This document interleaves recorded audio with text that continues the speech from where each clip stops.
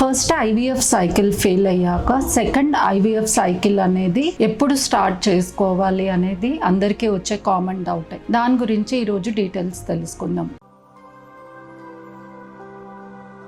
నేను doctor Chandana Lakkireddy, clinical director Isha IVF. So first IVF అనేది fail కాగానే రకరకాల డౌట్స్, ఎమోషన్స్ ఇవన్నీ మనము డీటెయిల్ గా డిస్కస్ చేసినప్పుడు అందరూ కామన్ గా అడిగే డౌట్ వచ్చేసి, నేను నెక్స్ట్ అటెంప్ట్ ఎప్పుడు ప్లాన్ చేయొచ్చు, ఇమీడియట్ గా వెళ్ళిపోవాలా ఆర్ కొంచెం బ్రేక్ తీసుకోవాలా, ఎలా చేస్తే సక్సెస్ రేట్ అనేది బెటర్ గా ఉంటుంది అని చాలా మంది అడుగుతారు. ఇక్కడ 2 డిఫరెంట్ సినారియోస్ ఉంటాయి. ఫస్ట్ ఐవీఎఫ్ సైకిల్ చేసిన ఒకవేళ మనకి ఎక్సెసివ్ గా ఎంబ్రియోస్ వచ్చాయి అంటే వాటిని మనం ఫ్రీజింగ్ లో ఉంచితే ఫస్ట్ ఐవీఎఫ్ సైకిల్ ఫెయిల్ అయ్యాక మనము హిస్ట్రోస్కోపీ అనేది చేసి విత్ ఇన్ 1 month లోనే ఫ్రోజన్ ఎంబ్రియో ట్రాన్స్ఫర్ అనేది చేయవచ్చు. వాళ్ళకు ఒకవేళ హిస్ట్రోస్కోపీ ఆల్రెడీ అయ్యింది, మనకి యుట్రైన్ క్యావిటీలో ఎలాంటి ప్రాబ్లం లేదు అనుకుంటే నెక్స్ట్ మంత్ కూడా ఇమీడియట్ గా ఫ్రోజన్ ఎంబ్రియో ట్రాన్స్ఫర్ కి వెళ్ళొచ్చు. ఒకవేళ కపుల్ కి గానీ ఎంబ్రియోస్ అనేవి ఎక్సెసివ్ గా ఫ్రీజింగ్ లో లేదు, వాళ్ళు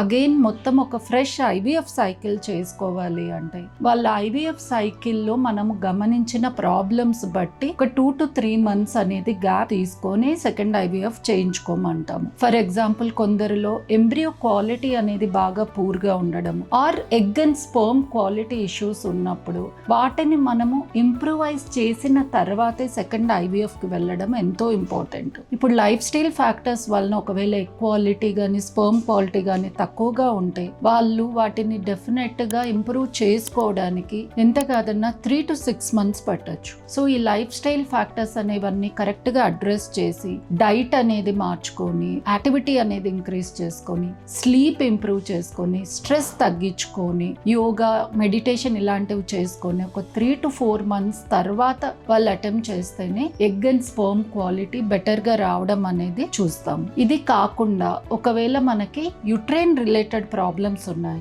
మనం యుట్రస్ లో ఒకవేళ ఇన్ఫెక్షన్ గానీ, అడ్హెషన్స్ గానీ లేదా ఫైబ్రాయిడ్ అనేది గానీ రిమూవ్ చేసి దాని తర్వాత సెకండ్ అటెంప్ట్ కి వెళ్తున్నామంటే ఎంత కాదన్నా 2 to 3 months అనేది మనము గ్యాప్ ఇవ్వాల్సిన అవసరం ఉంది. ఈ టైంలో యుట్రస్ హీలింగ్ అనేది కరెక్ట్ గా అవుతుంది. కొంతమందిలో AMH అనేది బాగా తక్కువగా ఉండడం చూస్తాం, అలానే స్పర్మ్ కౌంట్ కూడా. వీళ్ళకి మనకి టైం అనేది ప్రెషియస్, ఎక్కువ టైం అంటే 6 months 1 year డిలే చేసే కొద్దీ వాళ్ళ ఎగ్స్ అనేవి బాగా తగ్గిపోవడము ఇలాంటివి మనం ఏజ్ ఫ్యాక్టర్ ఉన్న వాళ్ళలో కూడా చూస్తాం. వీళ్ళకి మనము టైం ని, సెకండ్ సైకిల్ ని చాలా బ్యాలెన్స్ చేయాల్సిన అవసరం ఉంది. వీళ్ళని మంత్లీ మనం మానిటరింగ్ చేసుకుంటూ ఎగ్ నంబర్ బాగా తగ్గక ముందే సెకండ్ సైకిల్ అనేది చేసుకోవాల్సిన అవసరం కూడా ఉంది. అదర్వైజ్ మనము 6 months to 1 year life style changes కి వదిలేసి 1 year తర్వాత మరి సెకండ్ ఐవీఎఫ్ సైకిల్ చేయాలంటే అప్పటికి AMH బాగా తగ్గిపోయి వాళ్ళు ఈవెన్చువల్ గా మరి